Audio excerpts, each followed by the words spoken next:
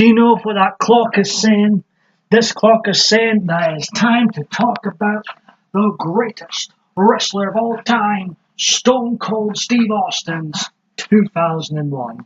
And that heel turn from the perspective of a Steve Austin mark. And it didn't get more markety mark than me back in 2001 when I was watching WrestleMania 17 on Sky Sports 1. You got it for free back then. It was the greatest WrestleMania of all time, let's be honest. And it had the greatest main event of any wrestling pay-per-view of all time. Steve Austin in his prime, battling The Rock in his prime, both very popular WWE superstars, wrestlers of the time. And it's one of the greatest wrestling matches that's ever taken place. It had emotion, it had electricity, it was intense. It had, these two larger-than-life characters going at it. It was great wrestling on display. It had drama. And it was one of Austin's best matches of that particular year. He had some great matches with Kurt Angle and Chris Benoit later on. I really enjoyed his match with Kurt at SummerSlam 2001. I thought that was a fantastic 5-star match. As for the heel turn, the overall booking of the heel turn wasn't that great overall. Austin was so over in that year. Biggest star in the company's history, up there with The Rock and Hulk Hogan. Very, very popular man. I grew up with Steve Austin. I had been a fan 10 years of wrestling by the time 2001 came, and Austin became my favorite of all time. I thought it was nuts, back then to turn him heel. But I kind of saw it coming, because I remember watching the last SmackDown before WrestleMania 17, and if you watch the ending of that show after The Rock and Austin have their brawl, Austin's kind of heelish in his interview. I think it's with Michael Cole or somebody.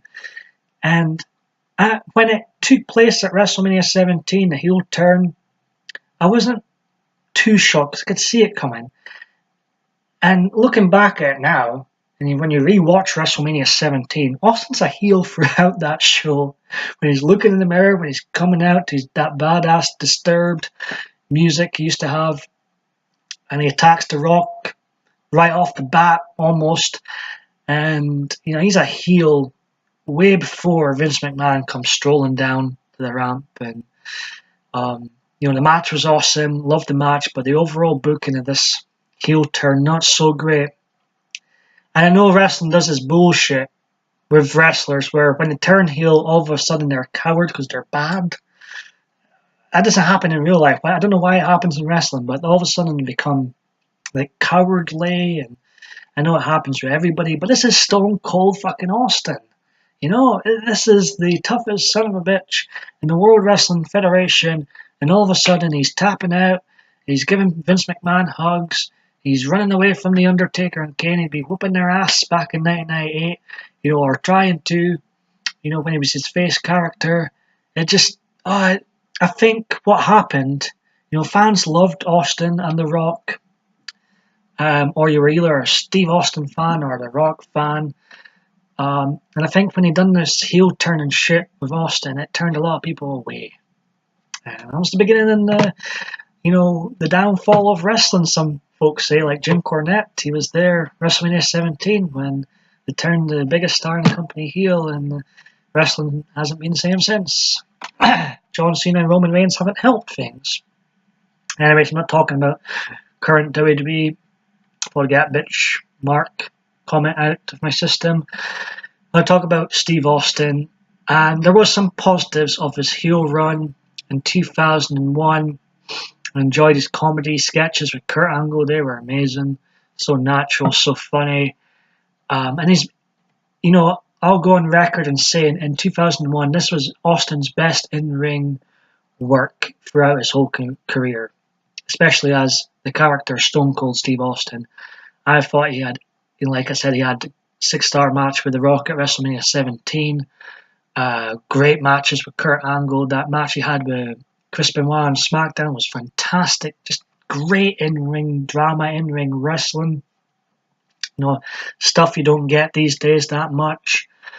And there's some funny moments during his heel run, but overall the booking, I feel like it turned a lot of people away, and I didn't want to boo Stone Cold Steve Austin. Not as a 13-year-old mark like I was for Steve Austin. I was happy to see him win the WWF Championship, but it left a sour taste in my mouth that he was siding with Vince, and I just didn't buy it. I just didn't buy into this. All of a sudden he's a corporate puppet and running away from people. And I thought one of the most bizarre weeks in WWF history was when they had Raw's War on the Monday, and it was that whole episode where the old Stone Cold Steve Austin came back, and he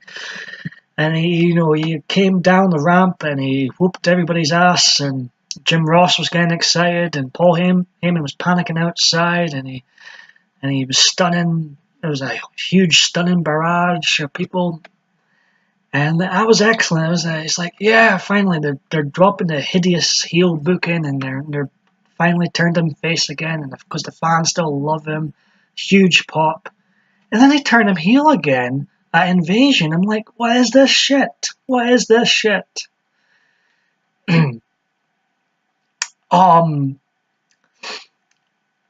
But like I say, it did have some positives, his heel turn. I think he produced, that 2001, he had a great in-ring performances, and one of the best traditional Survivor Series matches that's ever took place at that event was the 5-on-5 between Team WWE and Team Invasion, Team Alliance rather, which had on one side you had The Rock, Undertaker, Kane, Chris Jericho, and Big Show versus Steve Austin, Rob Van Dam, Kurt Angle, Booker T, and Shane McMahon, and that was a classic matchup. And I thought it had a lot to do with the work Austin put into that match, And he had like almost like one-on-one match with The Rock at the end, It was like it wasn't as long as the traditional one-on-one matches they've had before, but it was pretty long there, one-on-one, once everybody else was eliminated, and again the chemistry between the two just shone through. And then of course he turned face again on Monday Night Raw after the whole Invasion angle was over and done with and dusted with, and he had some funny skits with Booker T in the supermarket, and that I wish they rolled with that feud a bit longer. I think it was pretty funny, pretty well done. Had great chemistry with Booker T. In 2001, ironically, it was the last time Steve Austin was WWF champion. He lost his belt at Vengeance. He beat Kurt Angle, and then he lost to Chris Jericho. And that was the last time he ever held the WWF championship. One of the greatest stars of all time. He didn't need 16 titles to go over. He was just the guy, wasn't he? He in my biased opinion, the greatest wrestler of all time. One of the biggest, most popular wrestlers of all time. And guys like him are very, very missed. I recently went back and watched some of his promos, even though I didn't like the booking of his heel run. His promos were, oh my god, they were excellent during his heel run. And even his face promos at the start of that year were, when he wanted to enter the Royal Rumble match, and he's just so harsh in his promo against Vince McMahon, and he was that stunt with William Regal with the limousine, and he's throwing William Regal about. That was all good shit. And Austin was just gold, even though when he wasn't at his best sometimes, or didn't get the best material to work with, he still produced great moments. And I don't think there'll ever be a star wrestler like him again. It was his birthday yesterday, so happy belated birthday, Steve. Big 3. No, no, you're not free. I don't know why I'm saying free. Big 50 free. Somebody said he was getting old. I'm like, you better watch, you get a stunner. But yeah, there's wrestling was just so good back then, and so good back in the Hulkamania days, and even in between. In comparison to nowadays, there's no comparison. I feel like fans who grew up with either Hogan or Austin or both, in my case, I got into wrestling at an early age. I got into it when Hogan was still in his prime. Then I grew up with likes of Shawn Michaels and later Steve.